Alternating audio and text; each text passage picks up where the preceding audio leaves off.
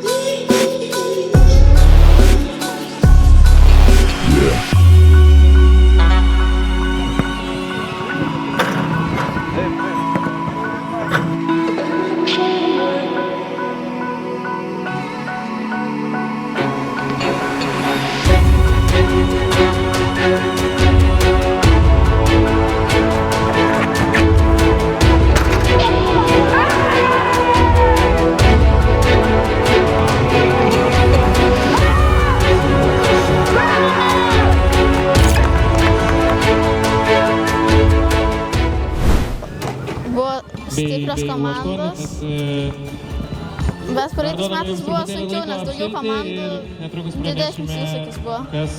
Tai turnyras labai smagus, kaip sakyti, džiaugiamės, kad galėjom sudalyvauti, noriu labiau, kad sūnus, kaip sakyti, daugiau imtis ant savęs iniciatyvos ir tokie turnyrai 2 prieš 2 labai tam padeda, tai džiaugiuosi, kad ištraukėm, kaip sakyti, ne tai, kad pirmą vietą, o tai, kad daugiausia rungtynių, kiek galėjom pasinaudojom progą, tai tuo esam labai laimingi ir džiaugiuosi, kad toks geras oras pasitaikė, visos nuotaikos pas visas komandas geros, turnyro organizatoriams labai smagu, kad pavyko gerą orą, kaip sakyti, užprašyti ir surinkti geras komandas. Tai va, taip ir džiaugiamės.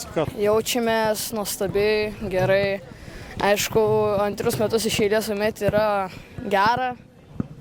Tai... Apginti čempionų vardą. Nu jo, apginti čempionų vardą yra irgi smagu. 4 laimėjom, net 4 laimėjom ir 1 pralaimėjom. Finalas toksai buvo įdomus, pusfinalis jau buvo toksai kaip reikalas. Jaučiuosi labai gerai laimėjęs, po praeitų metų paėmėm 2 vietą, kažkaip nepasisekė, daug sumetė tritaškių, labai dažnai mes šitoj vietoj, šitoj aikštelėj, kai aš būdavau mažas su krikšto tėčiu ir eidavom žaisti krepšinį ir visokį minus. Labai smagu būdavo, šią vietą mes, mano tėtis ir krikšto tėtis vadindavo skarbonkę, nes šalia aikštelės yra toks garažas labai panašus į skarbonkę. Išpūdžiai tokie, nes man šiaip labai pasisekė, nes įmečiau net 3 tritaškius ir aišku, per pirmas savo rungtynės, kur čia vyko, įmečiau net 8 taškus. Kad iškovojom pirmą vietą finale, kovojom iki galo, nepasidavėm.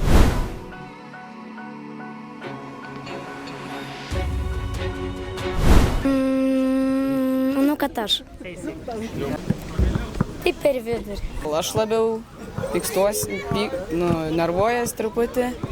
Spėčiau, kad tėtis, nes jisai jau patyręs žaidėjas, yra jau veteranas, jau virš 10 ir 15 metų jau žaidžia miesto lygoj.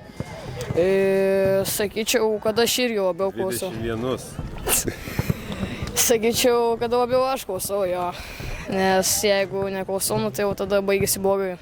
Daug duoda patarimų, bet stengiuosi kuo daugiau įsiklausyti. Tikrai nepavyksta visų išpildyti. 3, 2, 1, laikas.